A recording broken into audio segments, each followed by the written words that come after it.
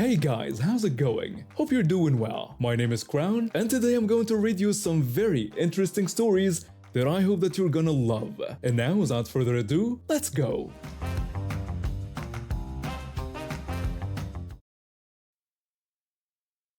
I've lived in our seaside village for over 20 years now. It's a tight-knit community where everyone knows each other, and most of us own small boats with outboard motors. We're not wealthy by any means, but we get by comfortably enough. I work as a local carpenter, and fishing is both a hobby and a way to supplement our food supply. The trouble started about 6 months ago. At first, it was just whispers. Someone complaining about their gas being lower than they remembered. Another person wondering if they'd forgotten to fill up their tank. But then it became obvious. Someone was stealing gas from our boats. Now, in a small village like ours, this was a big deal. These weren't just inconvenient thefts, they were dangerous. My neighbor, a retired fisherman, nearly got stranded 3 miles offshore when his engine sputtered out. If he hadn't had his emergency radio, things could have gotten ugly. Another time, a young couple with their 2 kids had to paddle back to shore in the dark. We were all getting pretty worried and angry. The thefts kept happening and nobody could catch the culprit. Security cameras weren't common in our village and most of us never thought we'd need them. That's when my friend, who works at the local grocery store, decided to take action. He went to see our police chief, a practical man who'd served our community for decades. My friend explained his concerns about the gas thefts, warning that someone could get seriously hurt if this continued. The police chief's response was unexpected. He suggested filling a can with gas and sugar. My friend was worried about the legality of such action and the potential engine damage it could cause. The chief assured him it wasn't illegal to mix sugar with his own gas, and if someone stole it, that would be their problem. He added that if the thief filed a complaint, he would make sure to thoroughly investigate all the recent thefts.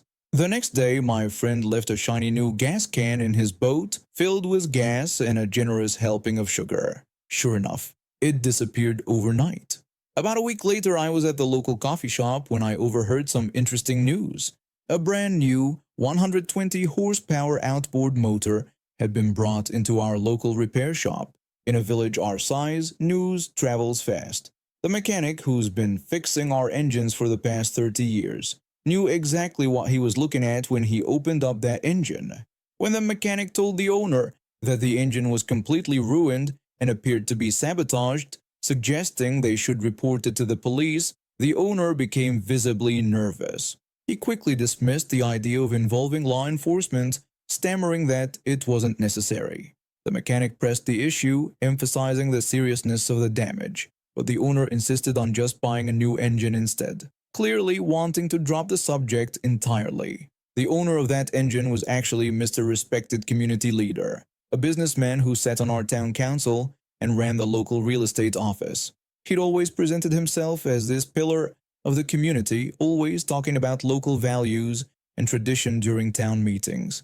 The story spread through our village like wildfire. People started connecting the dots. How he'd recently bought a fancy new car despite his business supposedly struggling.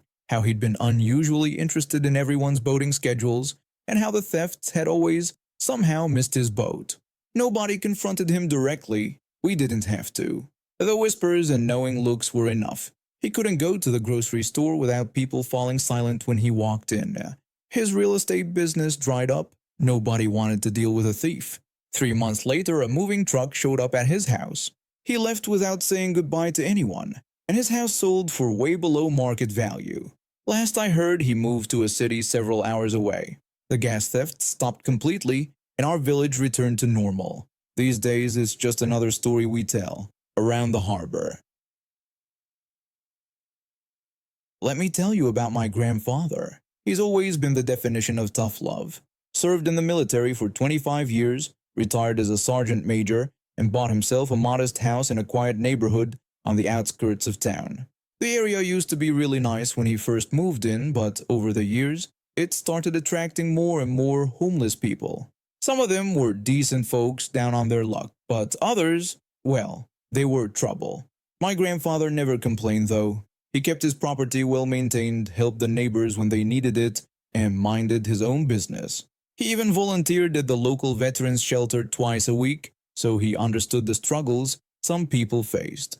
But he had one strict rule: respect his property. I used to stay with him every summer when I was growing up, and he taught me everything about home maintenance, self-defense, and standing your ground. He always told me that you don't have to be mean, but you need to be firm. Those words really hit home when I heard about what happened last month.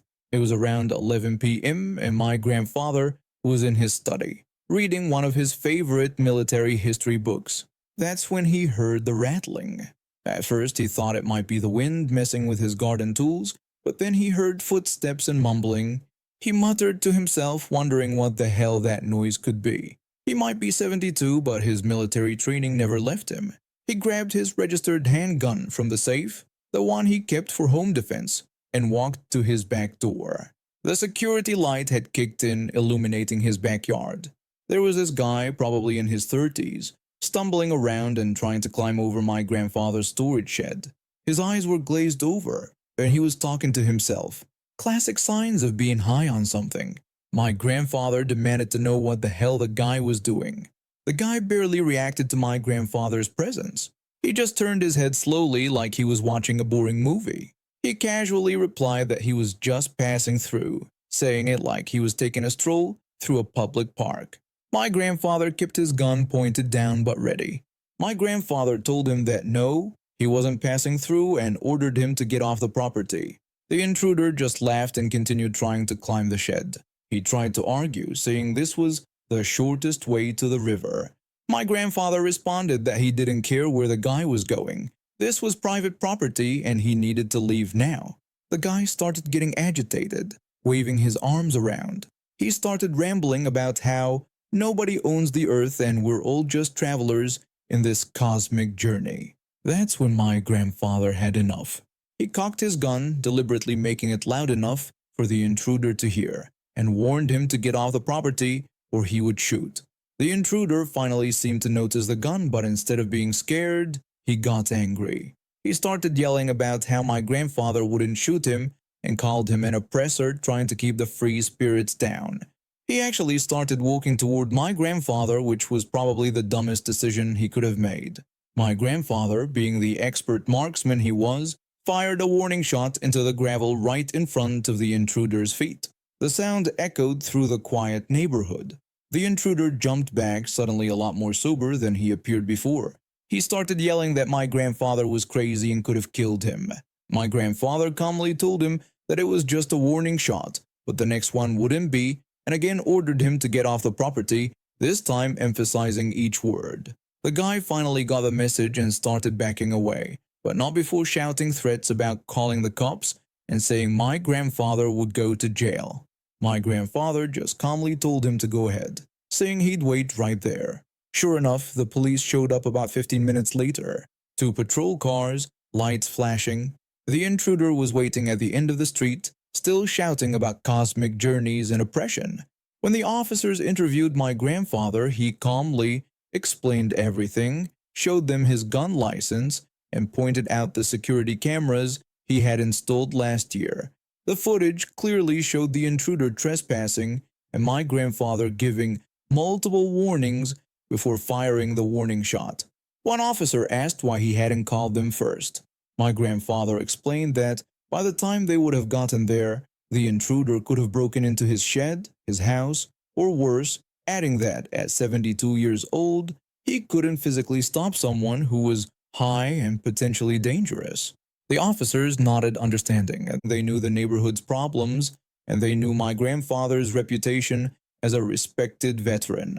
They ended up arresting the intruder, who turned out to have several outstanding warrants for burglary and drug possession.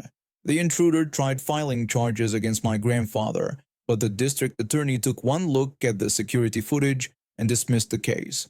My grandfather got to keep his gun, and word spread around the homeless community to stay away from the old veteran's house.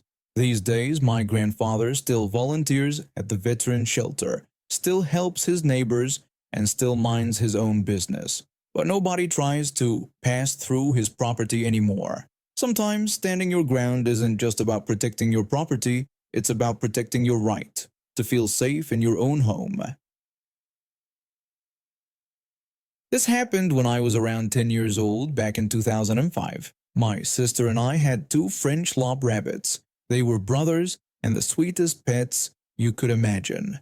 We loved those bunnies more than anything. Every Friday my class had show and tell, and I'd finally gotten permission from both my mom and the school to bring my rabbits in. I was so excited to show them to my classmates. That morning my mom walked with me to school, carrying the bunnies in their travel carrier. When we reached the playground, she handed me the carrier and told me to find my teacher and asked to put them behind her desk until show and tell. She told me she'd be back in an hour to pick them up after I was done, gave me a kiss goodbye, and started walking home. It was still early, about 10 minutes before we were allowed inside, and I couldn't spot my teacher through the windows. So I just stood there with the carrier, waiting. Of course, the rabbits caught everyone's attention. Soon, I had a small crowd of kids around me, all trying to peek at the bunnies.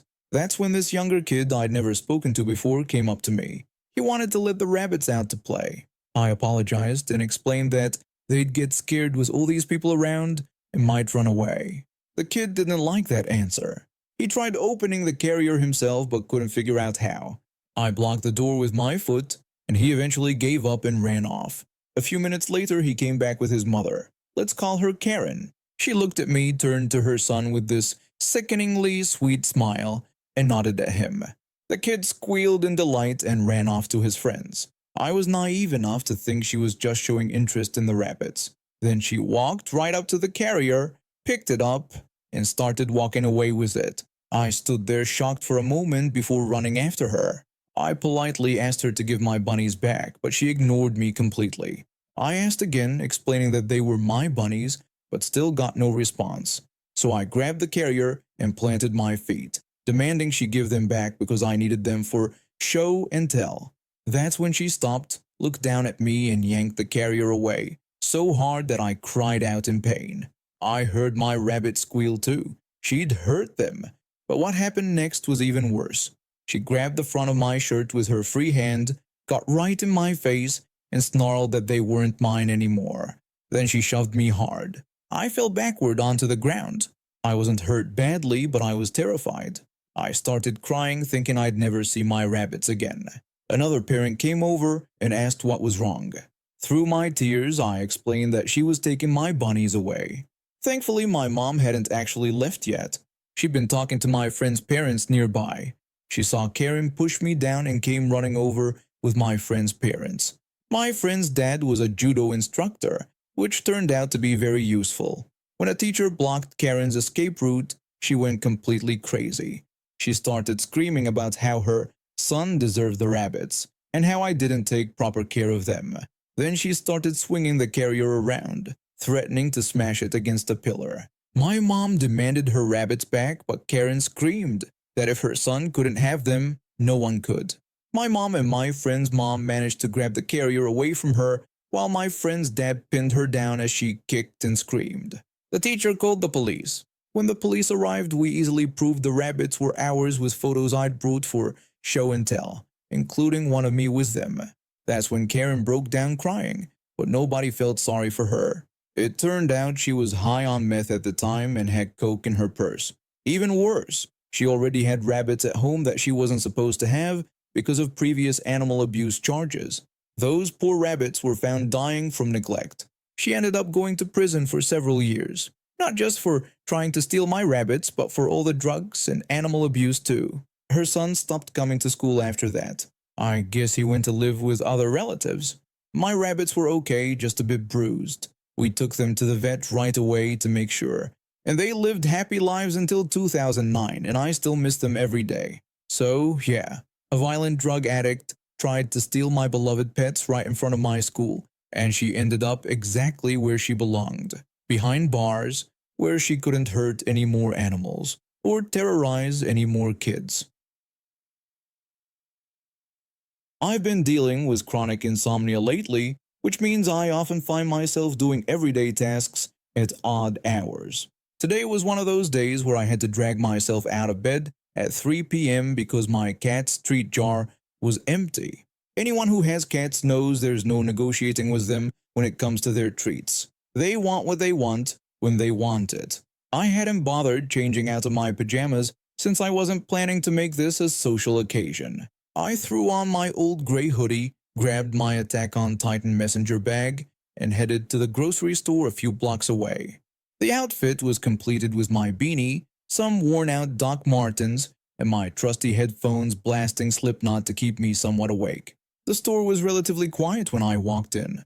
I grabbed a basket and made my way to the pet food aisle, but I barely made it past the registers when this woman with neon green hair. She looked like she'd just escaped from a craft fair with her flowing shawl and crystals, stepped right in front of me.